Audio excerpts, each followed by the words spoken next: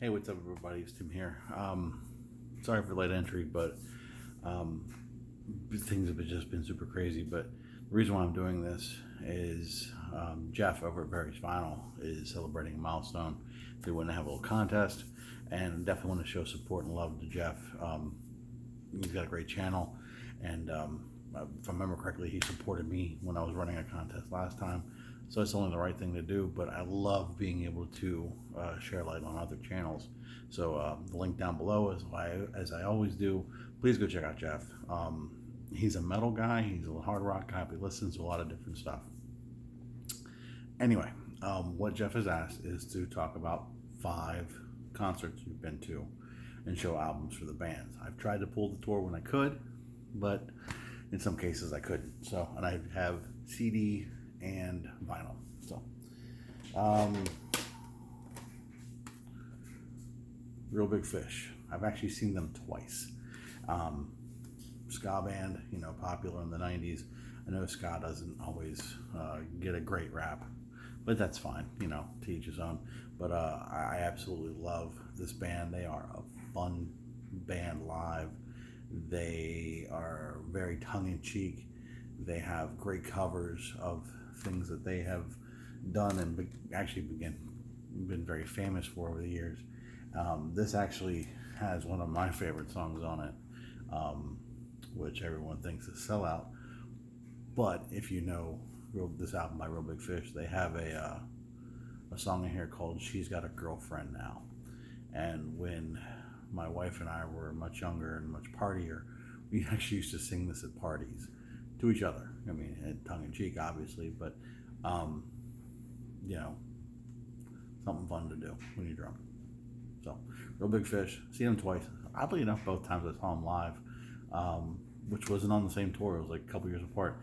Same opening band, Zebrahead, played for them, which they were fun. But I was really there to see Real Big Fish. Great show, great energy, and just a lot of fun. So, the next one, and I wish I had the album. My CD is packed away, but I wish I had the on vinyl of when I saw them. And excuse the crack, but that's Rush. So I saw Rush on the Presto tour twice. The first time, got tickets kind of late, and we were sitting kind of high up, and but you could see everything, and obviously, the band was fantastic. But I enjoyed that experience because we got to see the screen and got to, since we were kind of off to the side, we also got a good visual straight down at Neil Peart's drum riser, and it spun, and crazy drum solos, and let's face it, he's a master. But the second time I saw him, they came back through where I was living, and I saw him second row. Got lucky. The place that I used to, at that point, was going to buy tickets. They used to do placement tickets where it's like, okay, this will be a place in line on a particular day, so there wasn't a lot of fighting, and we were the second in line. And when they punched it up, they said, second row work for you? And we were like, yes. And we actually sat on the aisle 1 through 4. And I've never sat closer for a major band. You go to a bar, a club, and you can see recording artists, you can see major bands, but I'm talking about, like, you're in a 20,000 seat arena, and I'm second row seeing Rush. I mean, I'm literally staring at Geddy Lee the whole night. We made eye contact. We had a moment. We had a beer. No, we didn't. Well, he may have had eye contact with me, but it wasn't me. It was probably just some random face in the crowd. But seeing them on the Presto tour was amazing. Not only because it was a great album, but at that point, I mean, they had like 193 albums out, and so they were kind of like, at one point they had said, we're going to have to close this chapter of performing live because, I mean, they have so much material. Let's face it, they're going to play it for 17 hours, and still someone would have been walking away going, but they didn't do that. It's Rush. You've put out a million albums. But on the Presto tour, they started pulling some of those older things out of the vault, and it was great to see. So, The second one, Rush. So the third one was a festival, and I went to the festival to see two bands, Barenaked Ladies and Blues Traveler on the Horde Tour. Barenaked Ladies killed it. Absolutely demolished anybody and everybody.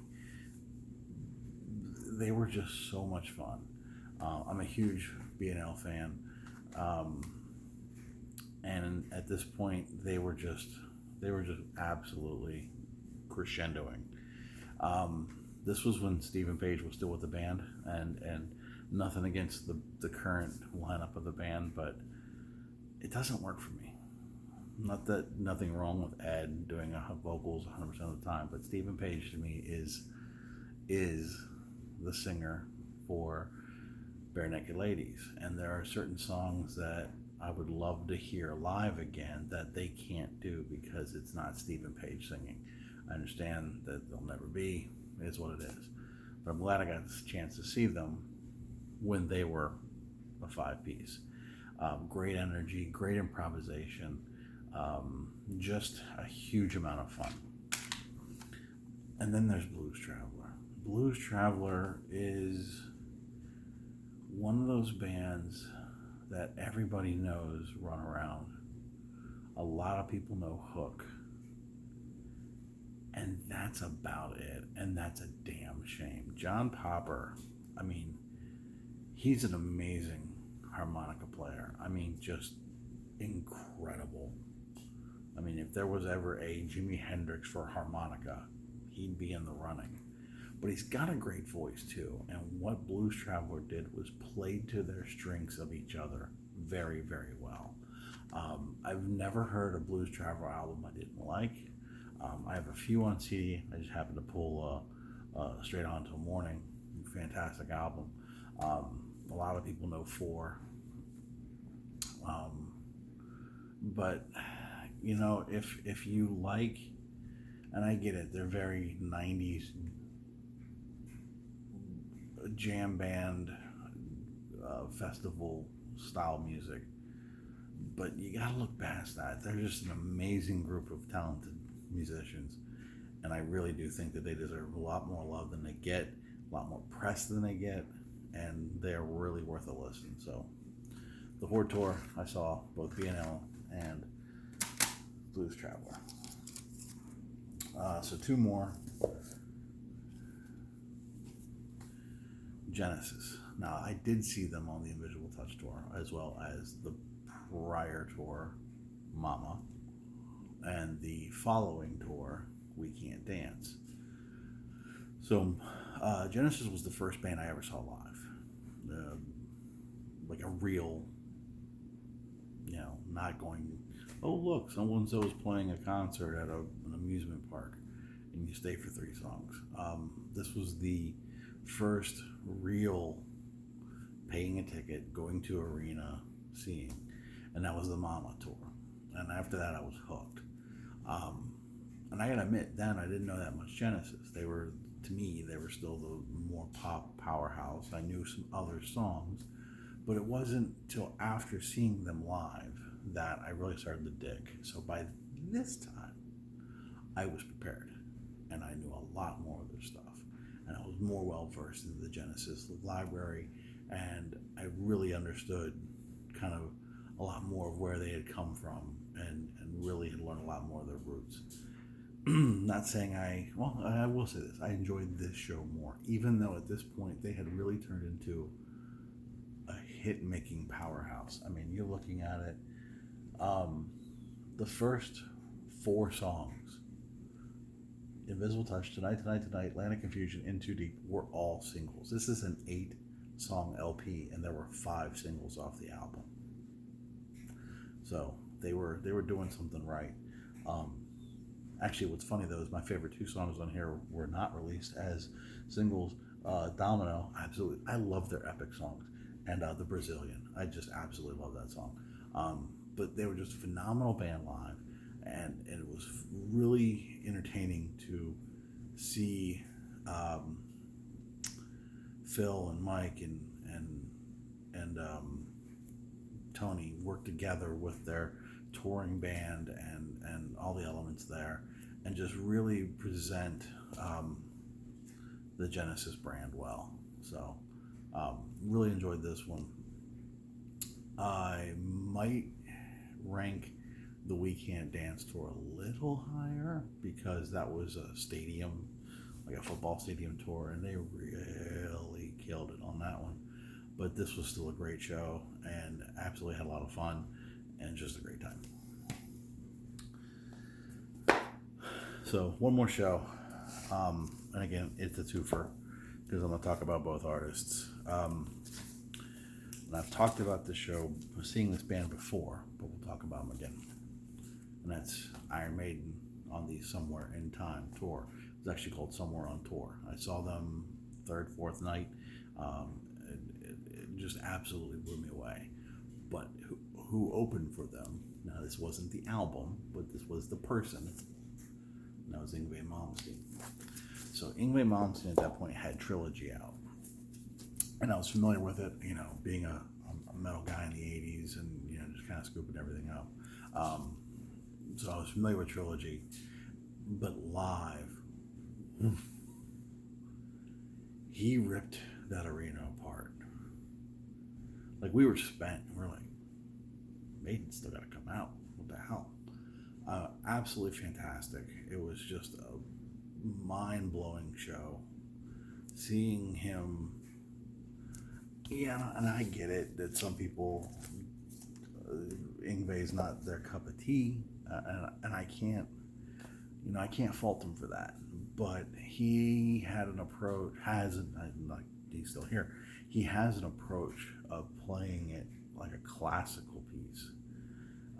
He just does it loud and fast, like metal. So he married those two worlds very well, and he's a hell of a guitar player. For those of you who have not checked this album out, Blue Lightning, who was sent to me by my good friend Rob at Black Star Vinyl, he does a lot of covers on this one, a lot of songs that, influenced him in his younger days. There's one or two tracks on here I could do without, but all in all, great album. But I would not say this is where you want to start with anything. His first three albums are incredible. Let's talk about seeing Maiden. Now, I've only seen them the one time. However, that one time, easily top 3 concert of all time. You couldn't bottle Bruce Dickinson's energy because it would just explode out of the glass. If they put paint on every place he stepped on that stage, it'd have been covered. He worked the entire stage. He worked the entire crowd. He ran, he jumped, he did everything. And the band, I mean, everybody was just so tight. You could tell that this was, you were seeing something special. They played everything you'd want to hear. You know, when you think of Maiden, you think of Maiden live. If you're familiar with their catalog, you think of Live After Death, and you think of, you know, the classic "Scream for Me, Long Beach."